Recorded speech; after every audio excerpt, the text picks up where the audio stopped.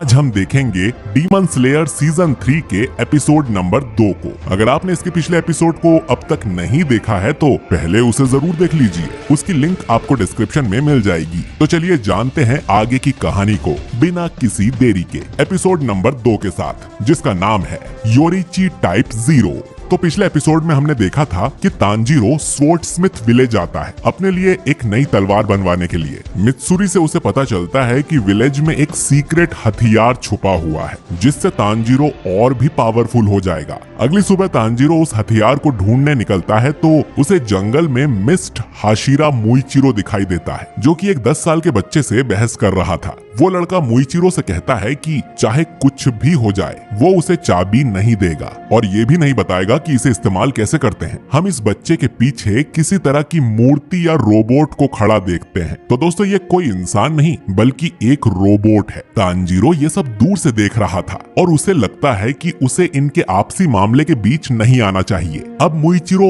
गुस्से में आकर उस बच्चे को एक चॉप मार के गिरा देता है। तो तांजीरो से ये देखा नहीं जाता और वो तुरंत वहां पहुंचकर मुइचिरो से कहता है कि वो बच्चे को छोड़ दे, लेकिन तांजीरो से मुइचिरो का हाथ भी नहीं हिल पाता। जबकि मुइचिरो तो तांजीरो से बहुत पतला है, फिर भी वो उससे कहीं ज्यादा स्ट्रॉन्ग है। मुइचिरो फिर तांजीरो के पेट में कोहनी मारकर उसकी बेइज्जती करने लगता है और कहता है कि तुम कमजोर हो, पता नहीं तुम्हें डीमन स्लेयर्स में दाखिला कैसे मिल गया। इसके बाद मुइचिरो सेंस कर लेता है कि तांजीरो की पीठ पर जो बक्सा है उसके अंदर कोई डीमन है। शायद मुइचिरो भूल गया था कि वो तांजीरो से ऑलरेडी मिल चुका है। खैर, मुइचिरो उस बक्से की तरफ अपना हाथ बढ़ाता है तो तांजीरो उसे साफ मना कर देता है और फिर वो उस बच्चे को भी उससे दूर कर लेता है। बच्चा फिर तांजीरो से भी चिढ़ते हुए कहता है कि चाहे कुछ भी हो जाए वो उसकी चाबी किसी को नहीं देगा वरना ये टूट जाएगा। अब मुइचिरो इस बच्चे की भी इंसल्ट करते हुए कहता है कि अगर ये टूट गया तो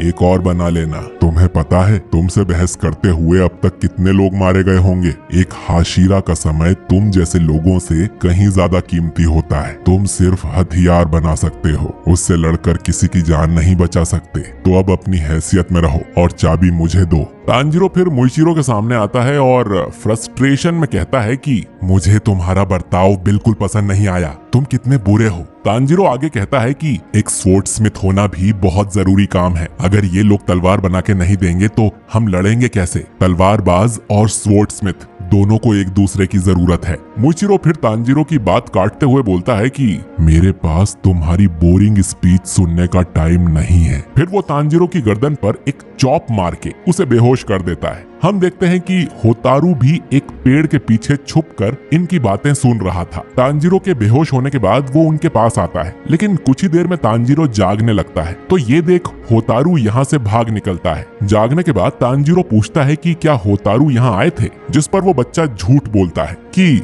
वो तो यहाँ नहीं आए। दोस्तों, इस बच्चे का नाम कोतेत्सु है। खैर, मुइचिरो वो चाबी लेकर यहाँ से चला गया था। तांजीरो फिर पूछता है कि उनके पास जो चीज खड़ी थी वो क्या है, जिस पर कोतेत्सु बताता है कि वो एक मैकेनिकल डॉल है, उसका नाम योरीची टाइप 0 है। उसे चलाने के लिए एक चाबी चाहिए जो मुइचिरो मुझसे मांग रहा था। ये एक खास तरह की डॉल है जिसमें 108 तरह के मूव्स डाले गए हैं जो आराम से किसी भी आम इंसान को हरा सकता है और इसे हाशिरा की ट्रेनिंग के लिए यूज किया जाता है। तभी इन्हें तलवार चलाने की आवाज आती है और वो देखते हैं कि मुइचिरो ने उस डॉल के साथ ट्रेनिंग शुरू कर दी थी। तांजीरो कोतेत्सु से पूछता है कि इस डॉल के 6 हाथ क्यों हैं? असल में ये डॉल इस बच्चे के पूर्वजों ने बनाई थी, वो भी एक असली योद्धा तलवारबाज पर, जिसका नाम योरीची था। और योरीची के मूव्स की बराबरी करने के लिए उन्हें इस डॉल को 6 हाथ देने पड़े। तांजीरो को पता था कि उसने ये चेहरा पहले भी कहीं देखा है। वो बच्चे से पूछता है कि वो तलवारबाज कौन था और वो कहाँ पर है। कोतेत्सु कहता है कि उसे भी ज्यादा नहीं पता क्योंकि ये बात सेंगोकू पीरियड की है, यानी कि करीब 300 साल पहले की। ये सुनकर तांजीरो हैरान हो जाता है कि 300 साल के बाद भी ये डॉल नहीं टूटा है। कोतेत्सु बताता है कि उस समय के लोगों की टेक्नोलॉजी काफी एडवांस थी और अगर ये डॉल बिगड़ गई तो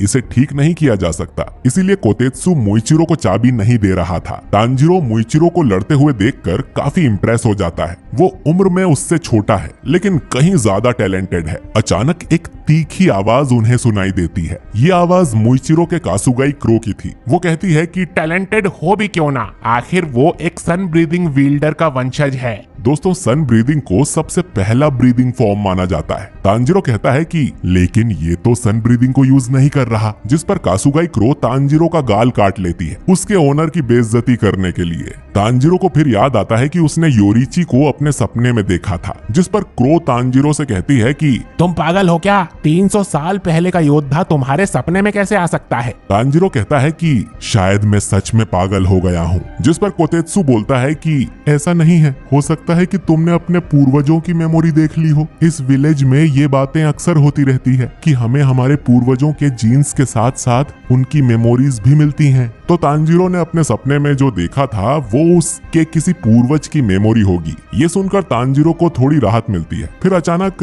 उन्हें एक तेज आवाज सुनाई देती है और वो देखते हैं कि मुइचिरो ने उस डॉल पर वार करके उसे डैमेज कर दिया था। कोतेत्सु रोते हुए यहाँ से भाग जाता है, लेकिन कुछ देर में ही तांजीरो अपनी स्मेल पावर की वजह से कोतेत्सु को ढूंढ लेता है, जो कि एक पेड़ पर चढ़ा हुआ था। तांजीरो उसे समझाता है कि उसे उस डॉल पर गिव अप नहीं करना चाहिए और खूब मेहनत करनी चाहिए ताकि भविष्य में वो सारी चीजें वो कर सके जो वो अभी नहीं कर सकता। कोतेत्सु उसकी नहीं सुनता तो तांजीरो भी पेड़ पर चढ़ जाता है और उसे एक चिमटी मारते हुए कहता है कि हो सकता है कि तुम्हें अपनी मेहनत का फल अभी ना मिले, पर शायद तुम्हारे बच्चे या पोते जरूर ये काम कर दिखाएंगे। तांजीरो फिर बताता है कि वो मुजान की बुत्सुजी को मारना चाहता है और अपनी बहन को बचाना चाहता है, जो कि डीमन बन चुकी है। शायद ये दोनों काम करने से पहले तांजीरो मर जाएगा, लेकिन उसे उम्मीद है कि कोई ना कोई उसका ये काम जरूर पूरा करेगा। तांजीरो की बातें सुन कोतेत्सु रोने लगता है और कहता है कि अब अगर मेरी डॉल टूट भी गई तो मैं खुद को संभाल लूंगा। वो वापस डॉल की तरफ जाने लगते हैं, लेकिन रास्ते में उन्हें मुइचिरो मिल जाता है। वो बताता है कि उसकी ट्रेनिंग खत्म हो गई है और उसने अच्छे से ट्रेन किया। मुइचिरो ये भी बताता है कि ट्रेनिंग के दौरान उसकी तलवार टूट गई थी, इसीलिए वो उस डॉल की तलवार ले जा रहा है। हम देखते हैं कि मुइचिरो ने उस तलवार के साथ साथ उस डॉल का हाथ भी उखाड़ दिया था। कोतेत्सु गुस्से में अपनी डॉल देखने जाता है और मुइचिरो अपनी पुरानी तलवार तांजीरो की तरफ फेंक देता है कि वो इसे कचरे में डाल दे। इसके बाद बारिश होना शुरू हो जाती है और दोनों इस डॉल को देखते हैं, जो कि अब टूट गई थी। तांजीरो कोतेत्सु से कहता है कि हमें चेक करना चाहिए कि ये डॉल अब चलती है या नहीं। तांजीरो की बात मानकर कोतेत्सु उस डॉल में चाबी भर देता है और वो अब भी चल रहा था। अब कोतेत्सु चाहता था कि तांजीरो इस डॉल के साथ ट्रेनिंग करे और उस कमीने हाशिरा से ज्यादा स्ट्रॉन्ग बन जाए। इसमें कोतेत्सु उसे पूरा सपोर्ट करेगा। अब तांजीरो इस डॉल के साथ ट्रेनिंग शुरू कर देता है, लेकिन 5 हाथों के साथ लड़ने में उसे काफी दिक्कत आ रही थी। सेफ्टी के लिए उन्होंने डॉल के हाथ से तलवारें हटाकर लकड़ी के पट्टे लगा दिए थे। अब कोतेत्सु तांजीरो को बताता है कि जब वो मुइचिरो से ज्यादा स्ट्रॉन्ग बन जाएगा तो उसे कौन सी गाली देनी है, लेकिन तांजीरो ऐसा कुछ कहने से मना कर देता है। तांजीरो की डॉल के हाथों अच्छी धुलाई हो जाती है तो कोतेत्सु उसे मोटिवेट करने के लिए उसकी इंसल्ट करने लगता है और ये भी कहता है कि जब तक तांजीरो तुम स्ट्रॉन्ग नहीं बन जाते मैं तुम्हें खाने पीने को कुछ नहीं दूंगा। ऐसे ही 5 दिन निकल जाते हैं। तांजीरो की मरने जैसी हालत हो गई थी, लेकिन कोतेत्सु उस पर कोई नरमी नहीं दिखा रहा था, क्योंकि वो बस 10 साल का है तो उसे नहीं पता कि कोई इंसान कितना सहन कर सकता है। एक आम इंसान बिना खाने पीने के सिर्फ 3 दिन में ही मर सकता है। लेकिन तभी बारिश होने लगती है और तांजीरो को थोड़ा पानी पीने को मिल जाता है। कुछ समय बाद ट्रेनिंग करते हुए तांजीरो को भ्रम होता है कि वो मर चुका है और उसकी आत्मा आफ्टर लाइफ में एक पुल पार कर रही है। लेकिन तांजीरो भूख के मारे उस पुल से नीचे नदी में गिर जाता है। नदी में कुछ हाथ उसे मसाज देने लगते हैं और उसे नदी के नीचे कोई चमकती हुई चीज भी दिखाई देती है और तभी तांजीरो को होश आ जाता है। तांजीरो अब डॉल के अटैक्स को स्मेल कर पा रहा था, यानी उसे पहले पता लग रहा था कि डॉल का कौन सा हाथ कौन सा अटैक करने वाला है, जिस पर तांजीरो डॉज कर देता है और पहली बार डॉल पर वार करने में वो कामयाब हो जाता है। हालांकि इससे डॉल को खरोच भी नहीं आई थी, पर कोतेत्सु तांजीरो को खाना देने के लिए मान जाता है और तांजीरो उसे चिल्लाकर ऑर्डर देता है 3 प्लेट राइस बॉल्स और एक कड़क मसाला चाय। खाना खाने के बाद तांजीरो में एनर्जी आ जाती है और अब वो डॉल के साथ अच्छी टक्कर ले पा रहा था। लड़ाई के दौरान तांजीरो अपनी पूरी ताकत से डॉल पर अटैक करने वाला था, पर उसे ध्यान आता है कि अगर ये टूट गई तो कोतेत्सु को बुरा लगेगा। कोतेत्सु पीछे से चिल्लाता है कि पूरी ताकत से मारो, मुझे फर्क नहीं पड़ता, अगर ये टूट भी जाए तो मैं इसे फिक्स कर लूंगा। अब तांजीरो पूरी ताकत से डॉल के सिर पे मारता है, जिससे उसकी तलवार के 2 टुकड़े हो जाते हैं और तांजीरो की तशरीफ टूट जाती है। लेकिन फिर डॉल का सिर टूटकर गिर जाता है और हम देखते हैं कि उसके अंदर एक पुरानी तलवार रखी हुई थी। कोतेत्सु कहता है कि शायद ये तलवार 300 साल पुरानी होगी और ये एपिसोड यहीं पर खत्म हो जाता है। तो दोस्तों आपको ये एपिसोड कैसा लगा कमेंट करके जरूर बताइए। अब दोस्तों ये तलवार योरिची की नहीं है, क्योंकि पिछले एपिसोड में हमने योरिची के पास एक दूसरी तलवार देखी थी। अब ये तलवार किसकी है ये तो हमें अगले एपिसोड में ही पता चलेगा, और हो सकता है कि ये वही सीक्रेट वेपन है जिसके बारे में मित्सुरी बात कर रही थी। खैर अगले एपिसोड में तांजीरो और इस विलेज पर बड़ा खतरा आने वाला है, तो उसे मिस ना करने के लिए हमारे चैनल सब्सक्राइब करके